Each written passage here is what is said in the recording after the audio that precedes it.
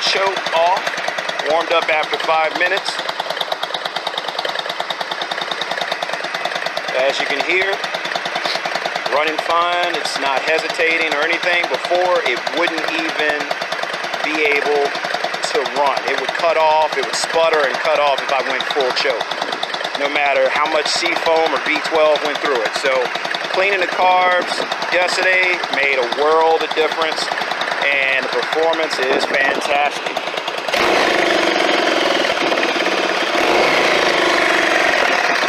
As you see.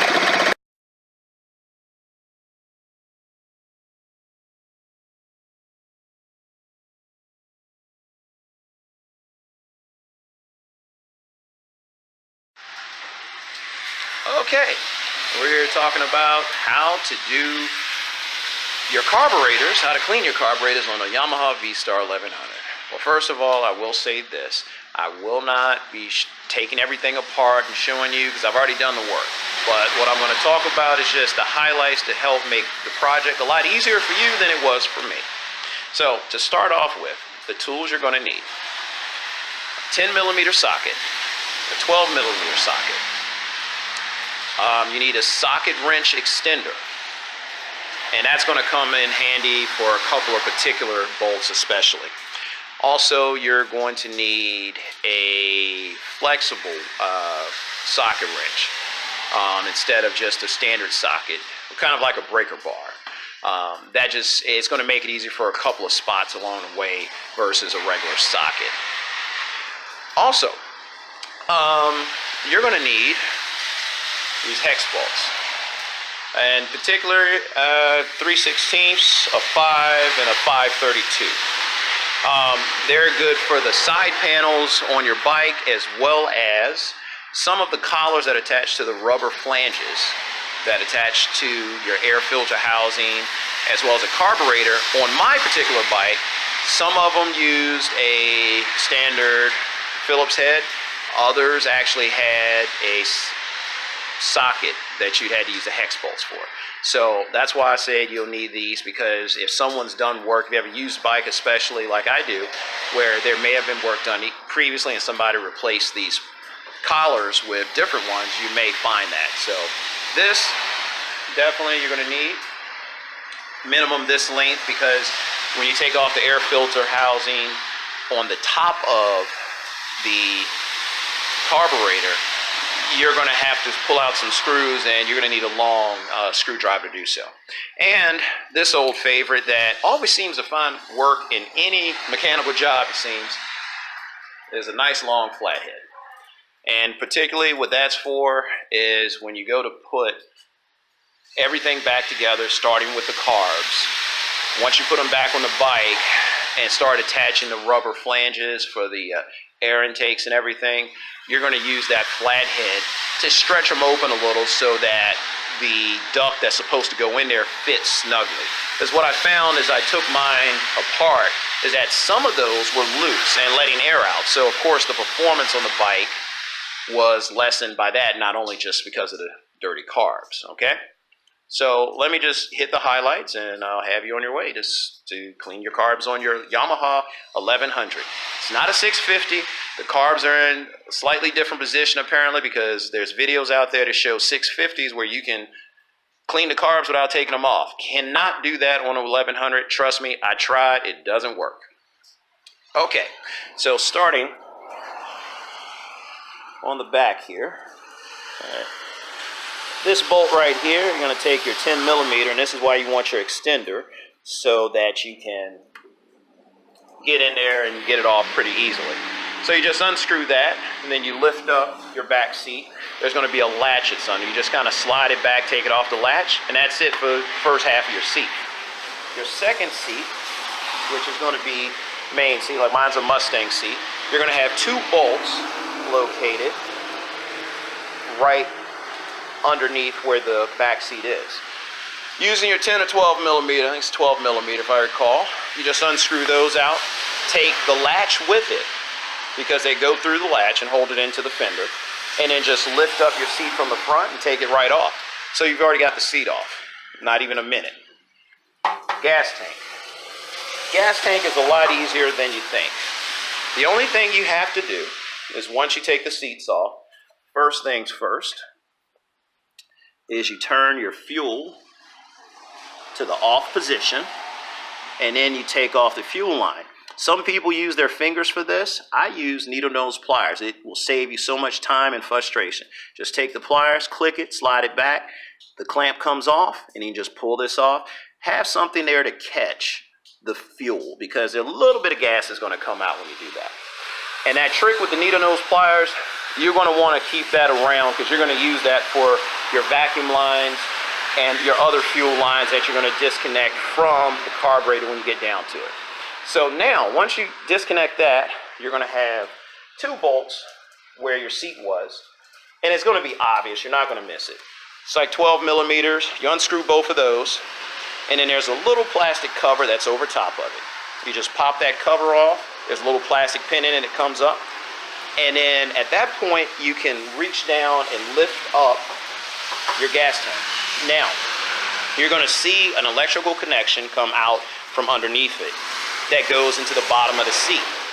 Pull that forward so you can pull out the actual connectors and then disconnect those. That is the electrical connection going to your cluster. You do not have to take your cluster apart or take it off. Once you disconnect that electrical connector, just lift up on the gas tank and take it off and sit it aside. What I did was I had some cardboard from a box that I bought a couple of weeks ago. I was about to throw away.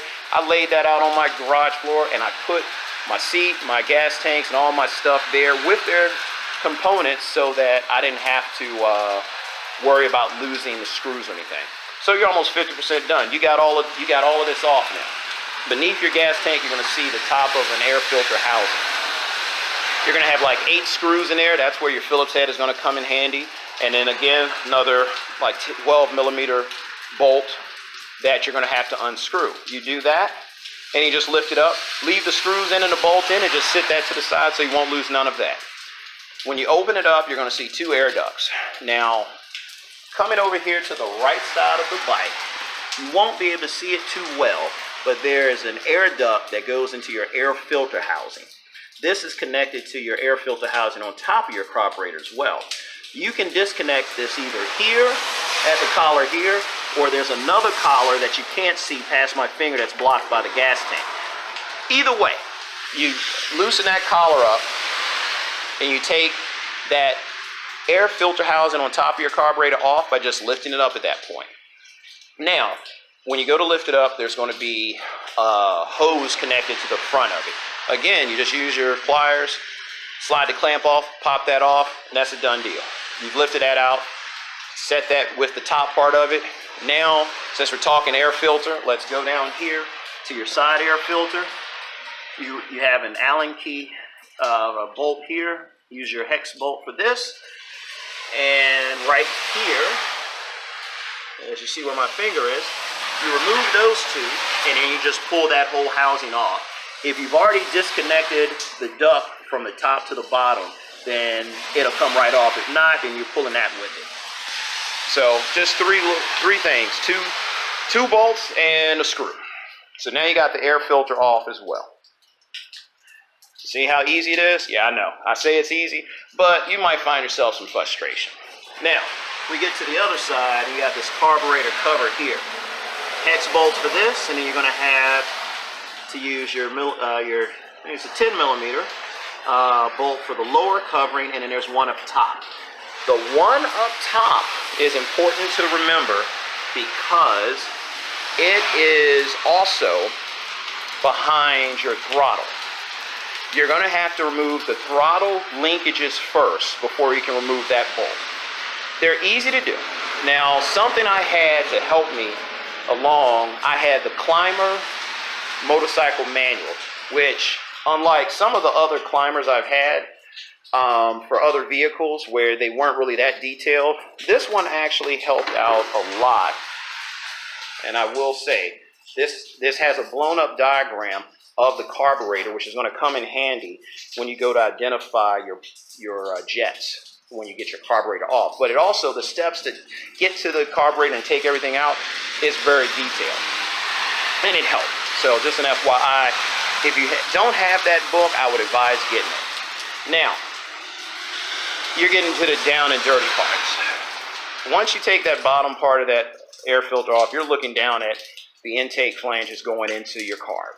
You're almost done. All you have left now is your throttle disconnect, which isn't too hard. A word of advice, the forward cable, loosen that up first to get that loose, and it makes it easier to loosen up the second, the rear one. Once you do that, you just want to go ahead and take out the vacuum hose that's just almost directly behind it, about a couple of inches. There's a vacuum hose. Disconnect that. Then you go to your choke, and you'll see there's a tightening screw. That's where the climber manual comes in handy. It shows you which screw it is. You don't take it all the way off. You just loosen it enough so that you can move your choke out away from its from the hole that it's holding on to for the choke for the carburetor, and slide it out just like you did your throttle. And then all three of them are generally kind of like zip tied together, so you take those and set them to the side, like to the front of the bike, and put them out the way. So once you get that done, go ahead and work one side at a time. Take the fuel line off for the rear carburetor and remove that. Make sure you get everything done on the left side that needs to be taken off. And then on the right side, you're going to have a fuel line for the front carburetor. Take that off. Now, if your model has a fuel cutoff solenoid like mine does, which is an 06, you'll have one on both carbs. I removed one of them.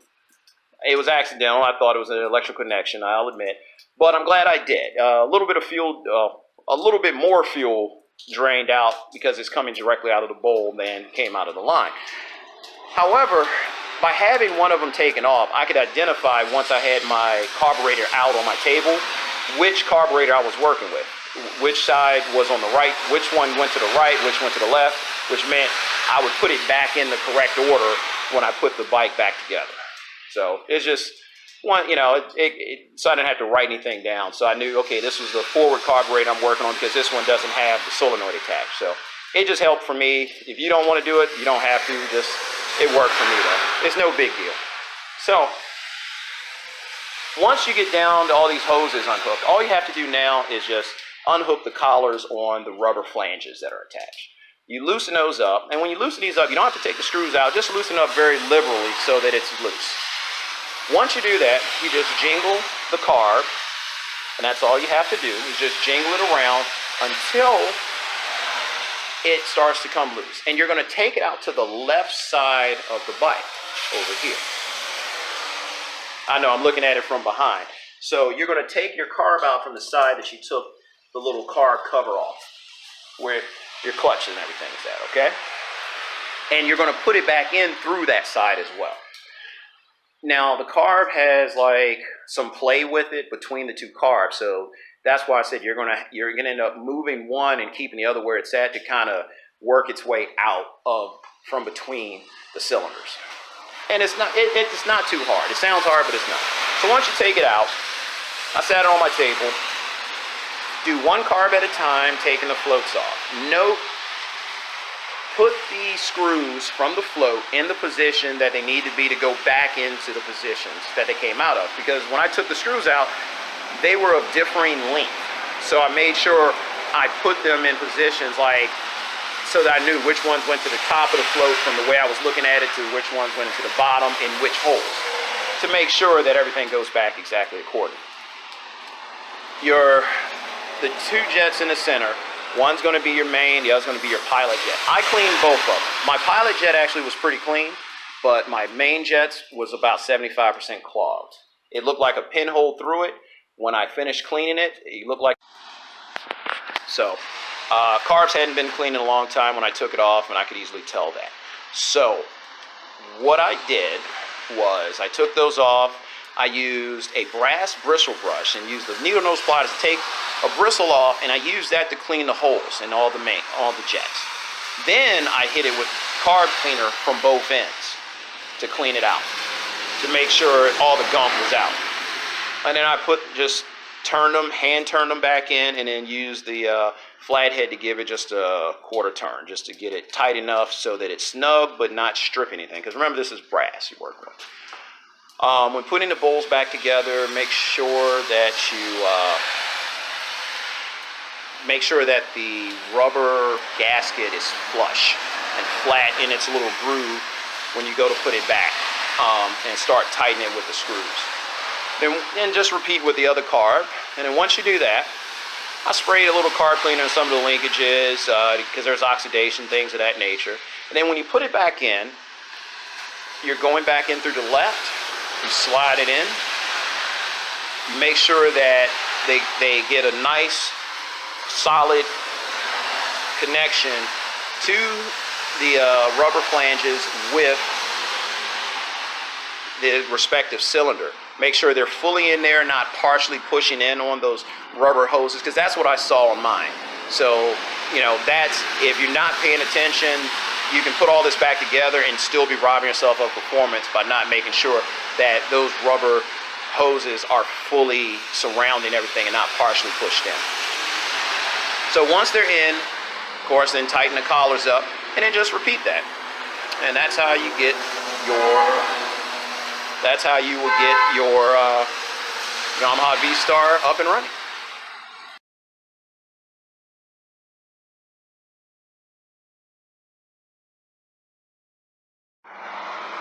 Alright, this liquid, that is all the gunk and varnish that came out the bowls of my carbs.